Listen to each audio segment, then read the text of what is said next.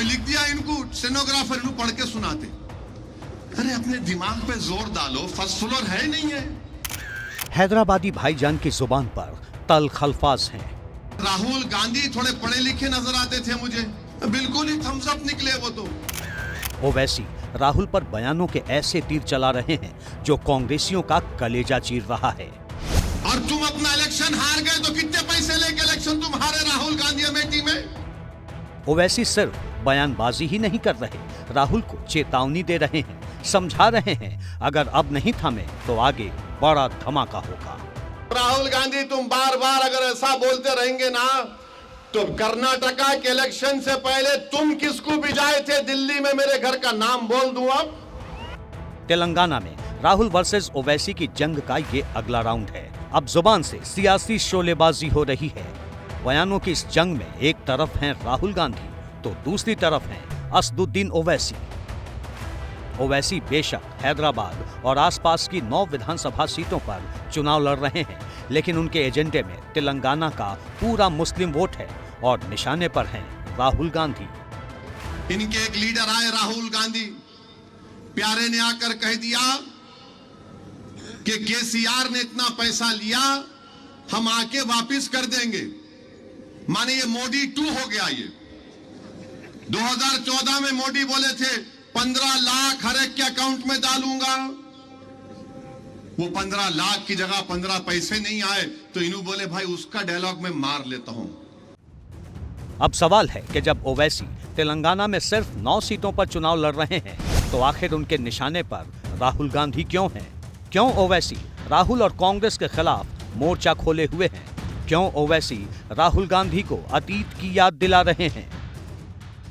इन सवालों के जवाब जानने से पहले सुनिए तेलंगाना में चुनाव प्रचार के दौरान राहुल गांधी ने ओवैसी के लिए क्या कहा। MIM पार्टी बीजेपी से पैसा लेकर कैंडिडेट खड़े कर देती है। अब देखिए, इनका एक वोट नहीं है, असम में इनका कुछ लेना देना नहीं है, मगर जहां भी बीजेपी चाहती है वहां पे MIM के लोग सलूट मार के कैंडिडेट बैठा देते हैं। मैं MIM के नेताओं से पूछना चाहता हूं, असम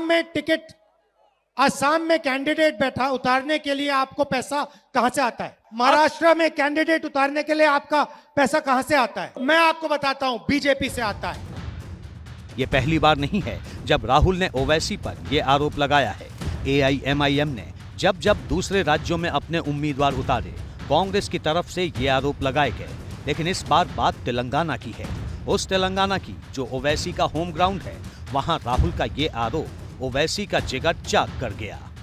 न्यूक्लियर डील जब हो रही थी 2008 की, उस वक्त तुमने कितने पैसे दिए थे बताओ राहुल गांधी? जब किरण कुमार रेड्डी के गवर्नमेंट के खिलाफ नो कॉन्फिडेंस मोशन लाया गया, मजलिस से कहा गया तायीद करो, हम तायीद किए थे, कितने पैसे तुमने दिए बताओ राहुल गांधी? जब प्रणब मुखर्जी का प्रेसिडेंट का सदर जमहूरिया का इलेक्शन था तो तुम्हारी मां ने मुझसे यूपीए की मीटिंग में रुकने कहा, उसका कि जाकर आपके दोस्त को समझाओ।